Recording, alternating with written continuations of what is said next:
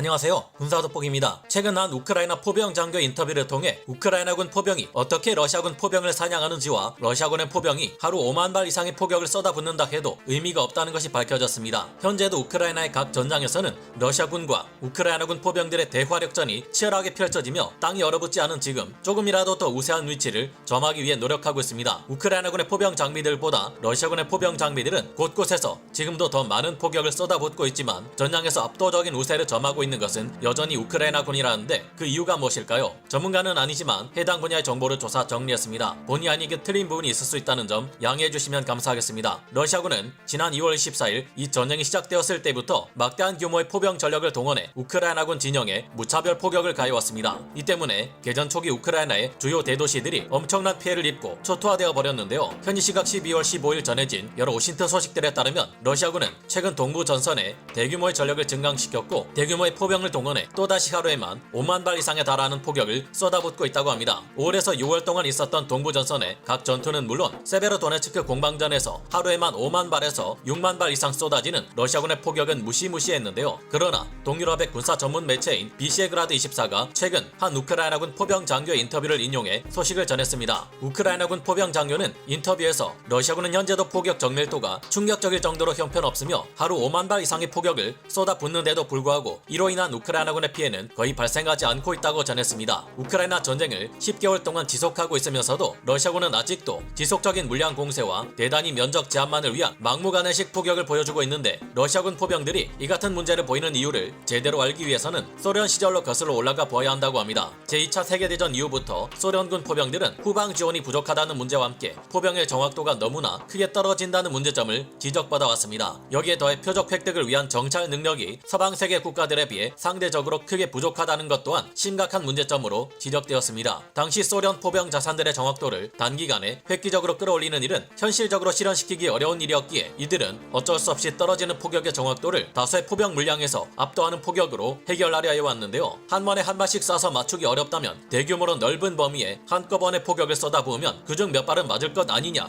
이런 계산하에 내려진 판단이었습니다. 물론 현대식 포병 전술교리가 자리잡지 못했던 수십 년 전 과거에는 이와 같은 소련군의 포병 전술교리가 그야말로 무시무시한 화력투사의 끝판왕 같은 존재이며 스탈린의 말대로 포병은 전장의 신이라는 말과 함께 공포스러운 존재로 자리잡고 있었습니다. 하지만 미군은 이와 정반대되는 색다른 방식의 포병 전술교리를 구축했는데요. 미군의 경우 반대로 최대한 적은 수의 포탄을 사용해서도 최대한 정밀한 포격이 가능하도록 정확도를 크게 상승시키는 방식으로 포병 전술교리를 발전시켜 왔습니다. 미군의 이런 새로운 포병 전술교리는 실제 일어났던 이라크 이란 전쟁 그리고 무엇보다 미군의 압도적인 군사력을 전 세계에 각인시켜준 걸프전을 통해 크게 알려졌는데요. 당시에도 소련군은 부족한 표적 획득 능력과 포병 자산에 떨어지는 정확도를 극복하기 위해 적 전장을 광범위하게 공격함으로써 압도하려는 전술 교리를 추구했습니다. 하지만 미군과 나토 회원국들 같은 서방 국가의 포병들은 소련의 포병 장비들보다 조금 더 가까운 곳에서 포격을 실행하는 위험을 감수하고서라도 매우 정확하고 치명적인 포격을 통해 적은 수의 포격으로도 적의 화력을 분쇄하는 새로운 포병 전술 교리를 구축하는 데 성공했는데요.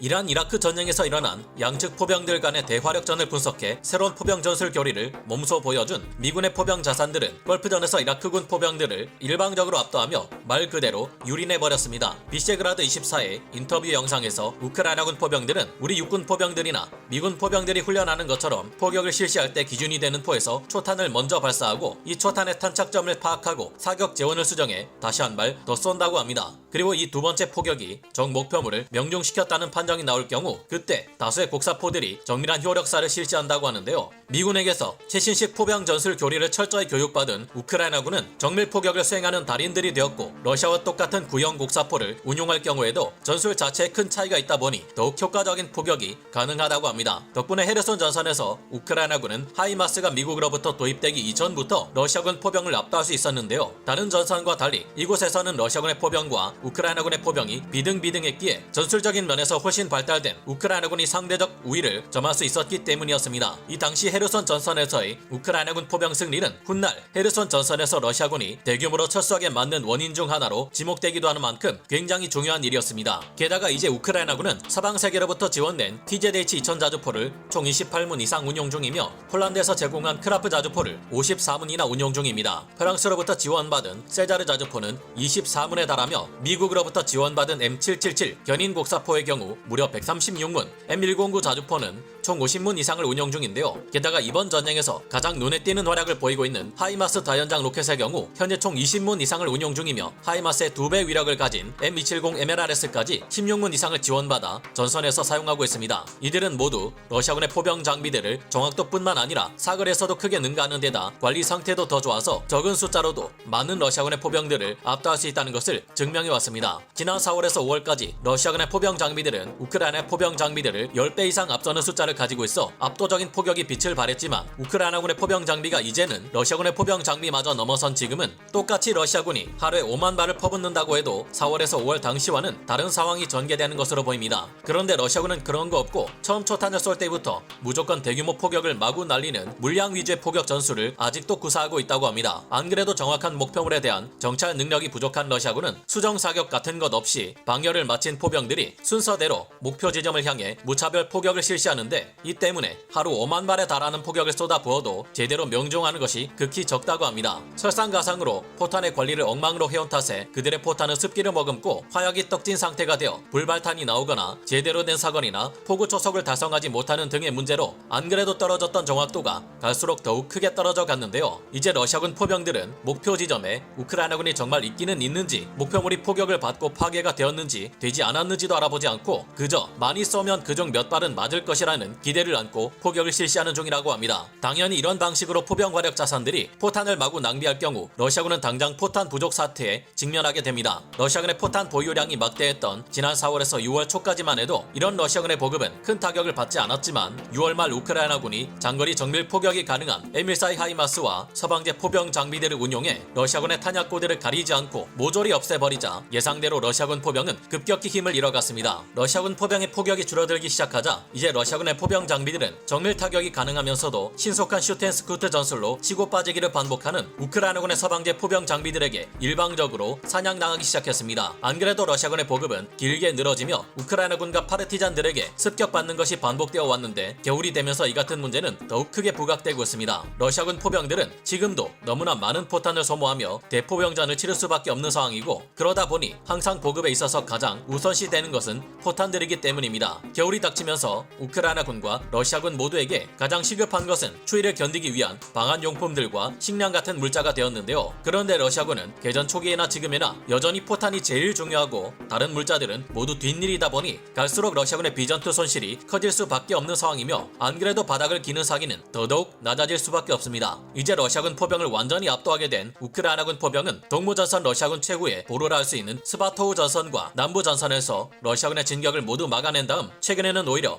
역으로 공세를 실시하고 있는 입장인데요. 그러나 영국 국방부와 세계 여러 군사 전문가들이 예상하는 것처럼 러시아군 포병의 온갖 문제들은 적어도 이번 전쟁이 끝나기 전까지는 쉽게 고쳐지지 않을 것으로 보입니다. 이제는 스탈린이 남긴 포병은 전장의 신이다라는 말을 정밀 포격이 가능한 장거리 포병은 전장의 신이다라는 말로 바꿔야 할 때가 오지 않았나 생각해봅니다. 오늘 군사 돋보기 여기서 마치고요. 다음 시간에 다시 돌아오겠습니다. 감사합니다. 영상을 재밌게 보셨다면 구독, 좋아요, 알림 설정 부탁드리겠습니다.